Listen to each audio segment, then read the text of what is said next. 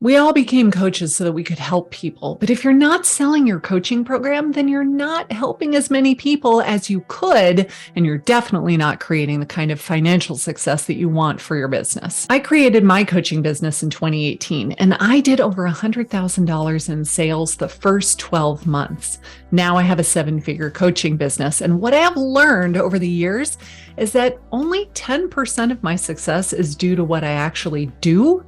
And probably 90% of my success comes from what I think. So let's talk about 3 habits that will not only build your business, they can actually make you downright wealthy. Habit number 1 is doing something even when you don't feel like it. Now, I know that this can be a tough one because we get into the habit of saying, "Oh, I'm not feeling very creative today," or "I'm not in the mood to create content," or "I just don't feel very good. I don't have the energy. I didn't get a good night's sleep."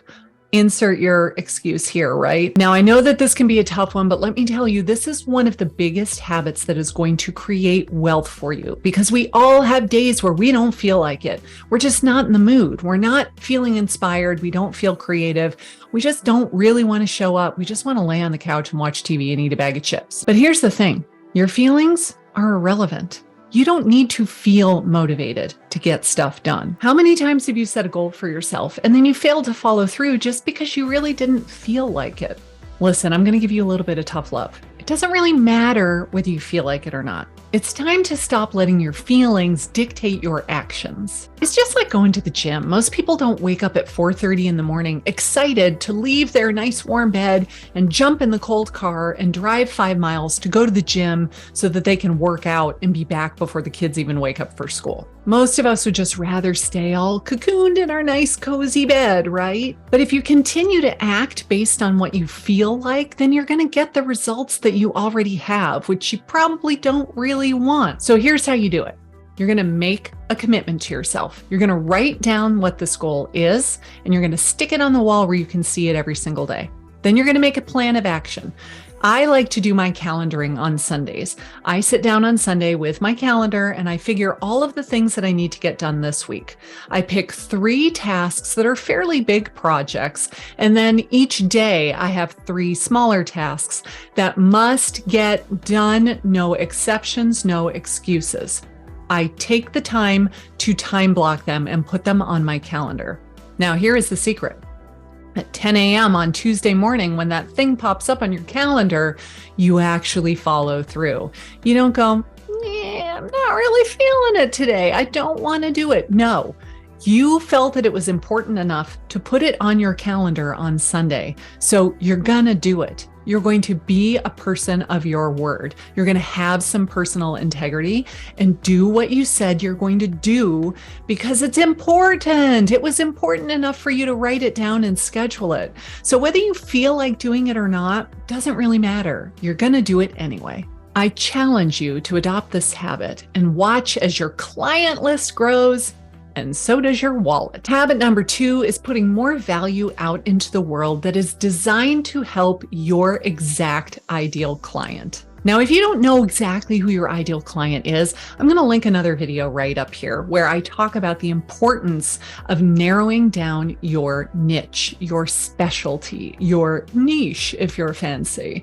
You need to know exactly who you are helping the best and who you're trying to attract with this content. I truly believe that if you won't commit to a niche, then you're not really all that serious about making money and building a great business. I feel that strongly about it. So don't leave yet, but go watch that video next. Now, habit number 2 is all about giving back. It is about creating all kinds of content for your ideal customer avatar, your ICA. And here's the kicker, expecting nothing in return. You're not doing it to be thanked, to get applause, to become famous on YouTube. That's not why you're doing it. You're doing it because they have a problem and you want to help them solve it. You want to be there to help them deal with this issue and come across as the trusted expert. You do it because you understand that your success is tied to the success of others. In fact, my mission statement is on my desktop computer wallpaper. I see it 100 times a day. And my company's mission is to live a rich, abundant, impactful life while working less by helping others create a rich, abundant, impactful life while working less. I know that the best way to get what I want is to help others get what they want. And when we all get what we want, life's pretty freaking awesome. And this is where the real magic happens. When you create content that is designed to help your ideal customer get what they want, you'll find out that they'll come back to you again and again. They subscribe to your channel. They follow you on Instagram. They come to your free challenges. They consume all the content that you give them. They become clients. They tell their friends and family. They become raving fans, and they promote you to anyone who will listen. So how do you create value for your target audience? You have to know exactly who you're trying to reach. Put yourself in their shoes and decide, what is it that they're struggling with? What are the questions that they have? What are the problems that they're trying to solve? What are the challenges that they're having right now? And then make content to solve those challenges. It's really that simple. You figure out what their pain point is, and then you provide content addressing that pain point and showing them how to overcome it. It could be a podcast, a blog post, a video. The key is to providing value and then expecting nothing in return. Now, I know this seems kind of counterintuitive, but when you do this, the best part is that you don't even have to try to sell. You're not selling. You're just providing value. And when you do that, it's like your target audiences, their walls come down. They are now receptive to listening to what you have to say because they're not going, oh, this is just another person who's trying to sell me something I don't want. You are just giving them this value. They become so much more open to it and receptive to your message because they don't feel like you're trying to sell them something all of the time. I do a lot of webinars and challenges for my audience to provide them with all kinds of free information. And then at the end, I tell them about how they can work with me. Now, at the beginning, I did not want to do that. I did not want to sell. I felt very resistant to it. I felt like somehow if I told them about my program and I told them how much it cost and they actually bought, that I was somehow forcing them to do something that they didn't really want to do. And so it wasn't a win-win. It was a win for me, but somehow it wasn't a win for them because it's like I was twisting their arm behind their back. And this was all just a really big false belief. It was a big self-limiting belief. But my program was new and I didn't have a lot of success stories yet. Now the years have gone by and I have thousands of success stories. I have people who have legitimately become rich. Their businesses have exploded 10 times over. They're making all of the money, getting all of the clients, having amazing results, and they write me great testimonials. So I know that this program changes lives. I know that if you do what I teach you to do and you're consistent with it, you have no choice but to see success. And so now when I tell people about my program, there is no resistance, no hesitation at all. I don't feel like I'm selling. I'm saying, hey, I have this thing that will change your business. It will change your life for the better. Do you want it? If you do, cool, come join me. There is really no selling involved. I'm making an offer, and what they choose to do with it is up to them. But it would be selfish of me not to offer because I know the secret. And if I hoard it all to myself, then I'm just being selfish. I feel like I at least owe them to tell them about it. And then it's up to them what they do with that information. So stop chasing the dollar signs and start thinking how you can create something of value for your prospect, whether it's a video or a blog or a podcast or a challenge or a webinar. Give and don't expect anything back, at least not right at the beginning.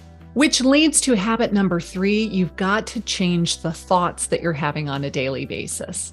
Now, this goes far beyond just thinking positive and having a positive mindset and writing down your goals and focusing on your vision board. Those things are all fabulous, and I do all of them myself, and they are important. But even more important than that are the thoughts that you are having on a daily basis that are preventing you. If that little voice in your head is constantly telling you that you are not good enough, you are inferior, you don't have the training, you don't have the skills, you don't know what you're doing, how on earth can you grow the kind of business that's going to make you wealthy? Now, this is not easy, but it is simple. It is simply the process of changing the thoughts that your brain is offering up to you on a daily basis that are not helpful. And Lord knows, I got a ton of them myself. Let's say that you want to write a blog post for your audience all about intermittent fasting, but your brain says, you're not a doctor. Like, you don't have the right or the credentials to be able to talk about this. Like, you're an imposter. How many of you have imposter syndrome? Like, really? Do we all? Everybody practically? Yes, everybody seems to have some degree of imposter syndrome. So if your brain tells you that you are not enough, how does that make you feel? Probably makes you feel inadequate. And if you feel inadequate when you sit down to write that blog post, you're going to be afraid to say anything very meaningful because you feel like you don't have the stats and the credentials and the authority to back it up. So you write this blog post that's very bland, very vanilla. It's one of 3,000 million, 100 million blog posts on the topic on the internet. And no one's ever going to find it because you were not brave enough to actually say what you think and take a stand, even though not everybody's going to agree with you. And so what are the results of writing this blog post? Nobody finds it. Nobody reads it. It does not bring you any more business. And then your oh so helpful brain says, see, I told you you couldn't write this blog post. But what if you could change that thought? What if your thought was, no, I'm not a doctor, but I lost 100 pounds through intermittent fasting without changing a single thing that I ate. I know that I can talk about this subject because I did it myself for a year and a half. I know what these people are struggling with because I struggled with those things myself. I could talk about it from my personal perspective of what worked, what didn't work, the things that worked amazingly well, and the things that were super hard, and what I did to compensate for them. Now, if your brain gives you that thought, how does that make you feel? It probably makes you feel fired up. I am going to go write the freaking best blog post ever. And you do. You don't try to pretend something that you're not. You don't try to pretend that you're a nutritionist or a doctor if you are not. You simply say, hey, I struggled with it and I fixed it. I overcame the problem. I lost 100 pounds. I went down 7 dress sizes, and I can help you do the same thing. Let me tell you what I did. So now that blog post is so much more interesting. It gets found by the people who needed to read it. They read your blog post and they're like, oh my gosh, you are in my head. Everything that you are saying is what I am going through right now. And they resonate with you and they are drawn to you because they feel like you understand them and you know exactly what they are struggling with. And as a result, they follow you. They subscribe to your channel. They follow you on Instagram. They read all of your blog posts, and maybe eventually they buy your program. They have amazing success, and then they tell all their friends and family why they look so good now that they've dropped all this weight. Now, like I said, it's simple, but it's not easy. So how can you start changing these thoughts? I did do something that was so easy. It's almost embarrassing to even say. I just picked up my phone one day and I said, hey, S word, whose name I will not say out loud because otherwise she'll start talking to me.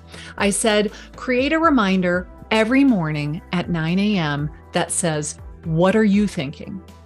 And then I created another reminder at 3 p.m. that says, what are you thinking right now? Now, you can do this as many times a day as you need to. You might do it 5, you might do it 10. I currently do it twice a day. And when that reminder pops up, and because I also have a Mac computer, it pops up on my computer. In fact, I'm looking at it right now. It says reminders, what are you thinking right now? It either pops up on my computer or it pops up on my phone. And then I grab my journal and I brain dump all of these thoughts because I need to see what is running through my head on a daily basis. I have some really big financial goals. And I know that if I have these self-limiting beliefs running through there unchecked, that I'm not going to make it. I'm not going to get to those goals. Now, I know that I am not my brain. Like, I am not my brain. I kind of look at it like my brain is a separate entity. My brain is like a really bad employee that barely does the minimum amount of work to get by, but I can't fire him because it's my first cousin and my uncle would kill me if I fired him. But the employee really sucks. He's very lackluster. But I need to hold that slacker accountable. And so I am the CEO of my brain. And when the employee tells me stupid thoughts like that, I need to put the kibosh on that right away and stop that kind of behavior. So when my brain offers up to me a very unhelpful thought of, you're not good enough, you don't know what you're talking about, I say, that is so not true. That is old programming. That is just a habit that I've repeated to myself for the last 40 years. And I don't think that anymore. No, that is not true. This is what we think now. You're going to have to practice it over and over again before this thought becomes the new habit. You're going to have to just repeat it until this is the default thought, not the old one that we didn't want to have anymore. You are the CEO of your brain, so you need to deal with that slacker employee. We ain't doing that no more. Now, remember earlier I said if you don't pick a niche, then you really aren't interested in making a lot of money. Here is that video, and I want you to watch that next. This is so important at helping you grow your business. And this is like the number one day one mistake that most new coaches make because they're afraid to do it. So I will catch you on that video next.